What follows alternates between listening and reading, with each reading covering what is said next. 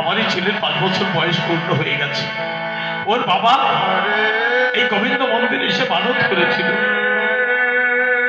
আমাদের ছেলের 5 বছর বয়স হলে এই গোবিন্দ মন্দিরে তাকে দান করতে হবে।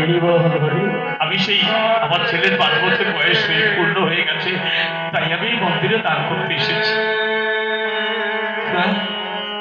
দান করতে এসেছিস গোবিন্দের কাছে? আমি এখন কি করে ফেরাই? গোবিন্দের কাছে কেউ দান করতে আসলে তো আমি ফেরাতেও পারি না। কিন্তু আমার বাড়িতে তো এরকম এক গুন্ডা আছে।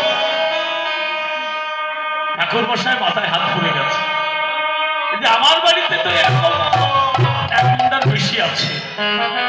4-5খানা এমনিতেই আছে আমার বাড়িতে, তারপরে আবার একখানা। এই আমি কি করে সামলাবো? ব্রাহ্মণের ঠাকুর মশাই মাথায় হাত পড়ে গেছে, তাই মাথা চুলকাতে চুলকাতে একটা বুদ্ধি বের করে ফেলেছে। বলছে, শোন, গোবিন্দের কাছে দান করতে এসেছিস, দান তো ফিরিয়ে দেওয়া যায় না, গ্রহণ তো করতেই হবে।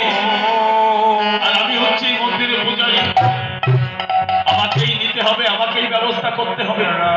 তবে শোন, তোর ছেলে তো এখনো ছোট রয়েছে, একটা কাজ কর, তুই প্রতিদিন তোর ছেলেকে ওই মন্দিরের সামনে ওই যে দেখেছিস সে মাঠের ওই যে পারে ওইটা একটি কদম্ব বৃক্ষ, ওই কদম্ব বৃক্ষের তলে এনে নিচে ওকে বসিয়ে দিয়ে যাবে।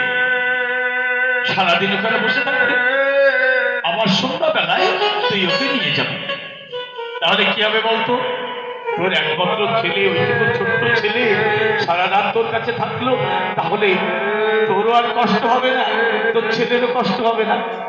আবার সারাদিন গোবিন্দ মন্দিরে যদি থাকে, তাহলে গোবিন্দের দানটাও হয়ে গেল, তোর দান করাও হলো, আবার তোর ছেলে তোর কাছেই থাকলো। তাহলে বল, এটা ভালো হলো না? সে দাবি বলছি, বেশ তাই করবো। তাহলে ঠাকুর মশাই, আজ তো অনেক বেলা হয়ে গেছে, আজ বলছে না না, আজকে প্রয়োজন নেই, আগামী দিন সকাল থেকে তুই বসিয়ে দিয়ে যাবি।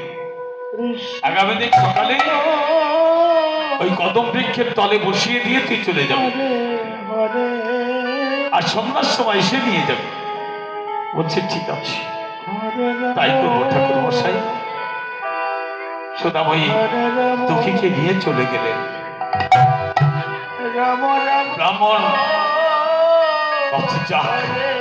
বাঁচা গেল।